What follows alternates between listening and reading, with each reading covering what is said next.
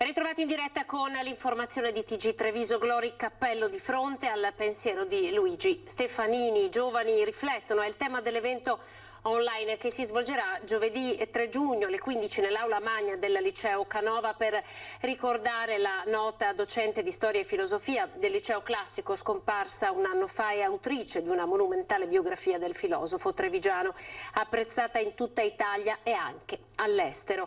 Interverranno gli studenti della seconda AED del Canova, i docenti universitari Gregorio Piaia e Luigi Tarca, la preside del liceo Maria Rita Ventura, le insegnanti Silvia Grandi, Lucia Stefanutti, Gigliola Rossini e Monica Giacomino. Stagione estiva, di fatto partita, tantissimi trevigiani verso il mare. Siamo andati a Caorle con le parole del sindaco, una giornata ben oltre le aspettative, ci ha detto. Devo dire che negli ultimi 10 giorni, sia dal turismo, dal turistico ricettivo all'aperto, dai campeggi, sia dagli alberghi, c'è molto entusiasmo sulle prenotazioni proprio dei tedeschi e degli austriaci, che poi sono i nostri ospiti in percentuale maggiori del territorio del comune di Caorle. C'è anche molte persone che arrivano dalla Polonia, dalla Repubblica Ceca, che stanno prenotando, ma soprattutto le persone di lingua tedesca negli ultimi giorni hanno prenotato molto.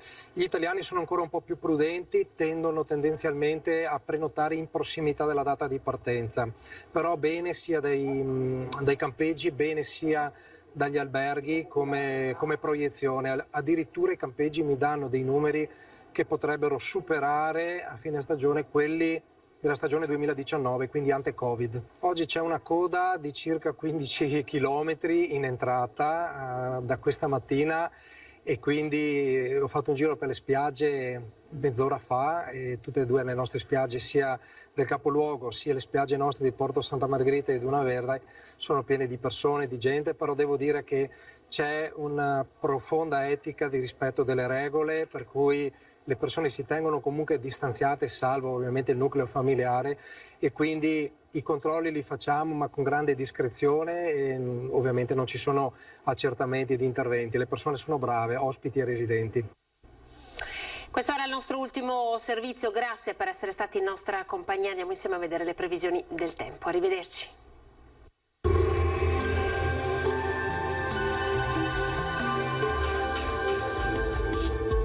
Benvenuti al meteo. Anticiclone africano in rinforzo e caldo sull'Italia, ma questa prima ondata estiva sarà destinata a durare solo qualche giorno, perché a seguire potrebbero irrompere correnti più fresche. Vediamo dunque insieme il dettaglio.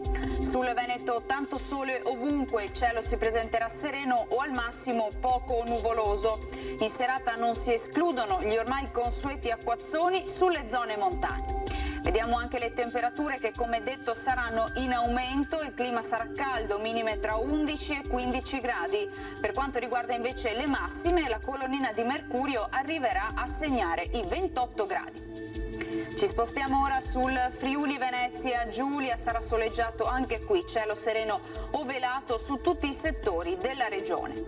Temperature minime tra 12 e 14 gradi, massime sui 23-26 gradi all'incirca.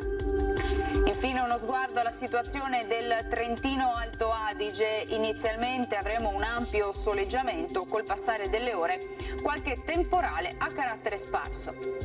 Temperature minime intorno agli 11-12 gradi, massime infine sui 27 gradi. Dal meteo di Antena 3 per ora è tutto, grazie per l'attenzione e arrivederci.